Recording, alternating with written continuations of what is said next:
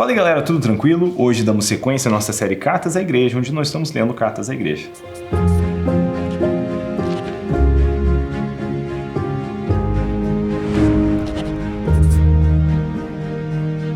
Hoje damos sequência ao nosso estudo de Gálatas, conversamos um pouquinho sobre o contexto, conversamos um pouquinho sobre o pretexto, entendemos Pedro, que mais tarde diz que Paulo escreve coisas difíceis de entender, e hoje vamos para um dos segmentos muito importantes, fáceis de traduzir para o tempo de hoje. Por que eu digo isso? Muito dessa conversa entre a circuncisão e a incircuncisão, do período da lei, esse novo período da fé, acabam sendo, pelo menos nesse debate entre o judeu e o não judeu, às vezes é um pouquinho fora de contexto para a gente tem que buscar entender esse contexto, e entender isso melhor, mas essa porção, ela é por si só bem contemporânea e uma chave indispensável para uma caminhada em santidade da igreja. Então eu quero ler com você Gálatas capítulo 5, versículo 16. Mas eu afirmo, andai pelo Espírito e nunca satisfareis os desejos da carne, porque a carne luta contra o Espírito e o Espírito contra a carne. Eles se opõem um ao outro, de modo que não conseguis fazer o que quereis. Mas, se sois guiados pelo Espírito, já não estáis debaixo da lei. As obras da carne são evidentes, a saber, imoralidade, impureza, indecência, idolatria, feitiçaria, inimizades, rivalidades e ciúmes, ira, ambição egoísta, discórdias, partidarismo, inveja, bebedeiras, orgias e coisas semelhantes a essas, contra as quais vos previno como já os preveni antes. Os que praticam não herdarão o reino de Deus. Então, Paulo já começa com a pedrada, eu espero que você trouxe seu capacete, como de costume lendo Paulo, mas ele diz isso, os que caminham pelo Espírito não satisfazem o desejo da carne, quer dizer, são direções contrárias. No mesmo versículo, no versículo seguinte, ele traz isso, que a carne luta contra o Espírito o tempo inteiro, porque eles têm naturezas opostas, e isso é algo que muitos cristãos às vezes têm dificuldade de entender. Se nós nascemos de novo, por que nós temos tanta dificuldade de deixar para trás os velhos hábitos, as coisas desse mundo? Por que uma vez que nascemos de novo ainda somos tentados pelo pecado? Paulo traz muito esclarecimento disso mais tarde em sua epístola aos Romanos, no capítulo 7, falando que as coisas boas que a gente quer fazer tem dificuldade de fazer, as coisas ruins que não quer fazer tem dificuldade de não fazer. A gente fala muito sobre isso no canal, mesmo antes da série.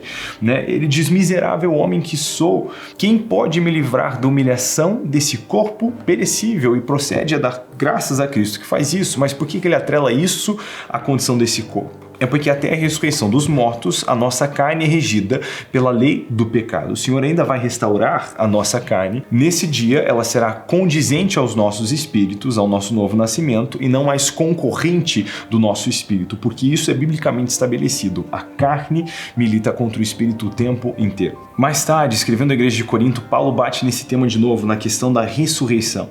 1 Coríntios 15 fala muito sobre isso, e eu quero ler com você do versículo 50. Ele diz o seguinte: mas eu digo isto, irmãos, carne e sangue não podem herdar o reino de Deus, nem o que é perecível pode herdar o imperecível.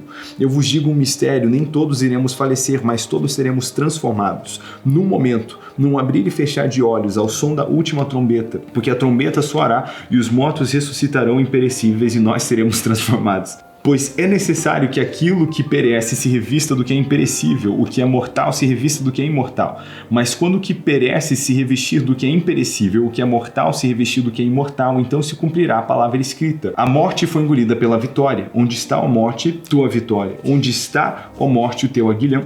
O aguilhão da morte é o pecado e a força do pecado é a lei. Mas graças a Deus que nos dá vitória por meio de nosso Senhor Jesus Cristo. Portanto, meus amados irmãos, sede firmes e constantes, sempre atuantes na obra do Senhor, sabendo que nele o vosso trabalho não é inútil. Então, o tema é esse, que por ora vivemos nesse conflito de natureza, com um espírito que nasceu de novo e um corpo que ainda vai ser restaurado, e glória a Deus porque ele vai ser restaurado. A ressurreição dos mortos era um tema constante na pregação de Jesus e dos apóstolos, e nós precisamos falar sobre isso, porque temos grande esperança nesse dia. Até então, entretanto, a gente vai ter que guerrear contra a carne, que Paulo em Romanos 7 diz, é regido pela lei do pecado. Então, nessa divergência de lei, a carne sendo puxada pelo pecado e o espírito, de acordo com o espírito, precisamos entender que decidir, optar por caminhar no espírito, vai deixar os seus desejos da carne inatendidos. E isso você precisa entender, porque tem gente que vive numa bolha, parece, o cara está caminhando num outro evangelho que não existe, que prega a sua própria felicidade e satisfação, que ele se sente na liberdade de desobedecer a Jesus porque ele nasceu assim, ele não tem o direito de ser feliz, quando o evangelho que nos foi pregado é justamente o contrário. Um evangelho que diz que a nossa felicidade, na verdade, não é tão importante assim. Nós negamos a nós mesmos, desistimos de nossas vidas, de nossos sonhos, né, do nosso desejo de pecar, para caminhar com Cristo. Então é um evangelho de entrega, tomar uma cruz, um instrumento de morte, negar a sua vida para seguir Jesus. E tem gente entrando nisso aqui do jeito errado e se sente ofendido quando ele não pode fazer o que der na telha, quando na realidade não sou mais eu quem vivo e Cristo vive em mim. Eu não vivo mais para satisfazer os meus desejos e vontades, eu vivo para fazer a vontade daquele que me chamou, e isso precisa entrar. Os desejos da carne devem ficar insatisfeitos. Volta para a administração de desejos que a gente aprendeu com o Tiago. Se você não administrar os seus desejos, eles vão se tornar pecado, e o pecado vai trazer morte. Então, nesse conflito de natureza, caminhe segundo a sua natureza espiritual, vença, peleje, né, batalhe contra a carne. E ele diz para nós quais são as obras da carne, né? Ele fala, ele dá essa lista de todas essas coisas, e amados, é aqui que a gente desenha a linha de coisas que a gente não quer praticar jamais, né? A imoralidade, a impureza, a indecência, idolatria, feitiçaria, inimizades, rivalidades, ciúmes, ira, ambição egoísta, discórdias, partidarismo, inveja, bebedeiras, orgias e coisas semelhantes. Essas coisas a gente não pratica, né? Isso não faz parte, né, da nossa vivência. Ah, Israel, mas agora você está com toda essa regrinha aí que o Paulo falou de não ser mais escravo da lei.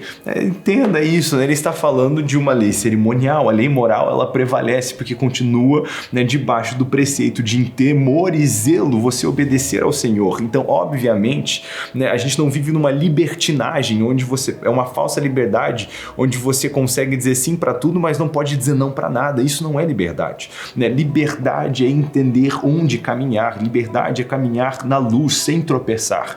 Então, nessa liberdade, nós obviamente fazemos o que Paulo orientou aos Gálatas, que a gente não usa dessa liberdade como pretexto para o pecado, para satisfazer a carne. Pelo contrário, nessa liberdade nós batalhamos contra o pecado. É a partir dessa liberdade. Então, amados, essas são coisas que nós não praticamos, e ele traz uma advertência severa. Os que praticam essas coisas não herdarão o reino de Deus. Quando ele está falando aqui praticam, se você olhar no grego, praço, o que isso na realidade significa é praticam. Ele está falando que não dá para fazer essas coisas. Ah, mas quando ele está falando de herdar, né, no grego, kleronomeu, ele está falando de herdar, de receber, né? E o reino, ele está falando basileia, ele está falando do reino de Deus. Então isso é muito perigoso. Nessa construção que nós estamos vendo, o que a gente aprendeu? Com o Tiago a gente aprendeu que quem crê vai agir.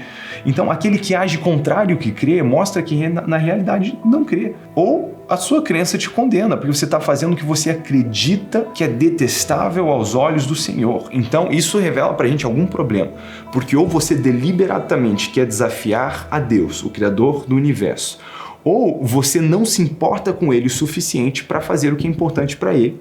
Ou você não acredita que ele existe de verdade, porque se você acreditasse na sua existência, você ia temer fazer o que desagrada ao Senhor. Então, as nossas práticas errôneas mostram na realidade um problema com a nossa fé. Porque como é que nós dizemos crer no Senhor, mas desobedecemos a Ele, o que Ele deixou claro que é o desejo dele para nós? Ao invés disso, né, tem outras coisas que nós deveríamos buscar, que é o que ele vai dizer no versículo 22. Mas o fruto do Espírito é amor, alegria, paz, paciência, benignidade, bondade, fidelidade, amabilidade e domínio próprio. Contra essas coisas não existe lei. Então é isso que nós devemos buscar. É um estilo de vida assim. A gente olha para essa lista, tem muita coisa aqui já, né, que se nós temos uma vida cheia do Espírito, o que nós vamos manifestar não são orgias e bebedeiras. Uma vida cheia do Espírito me leva justamente ao contrário, uma vida de domínio próprio. Como Paulo diz em 1 Tessalonicenses 4:4, que nós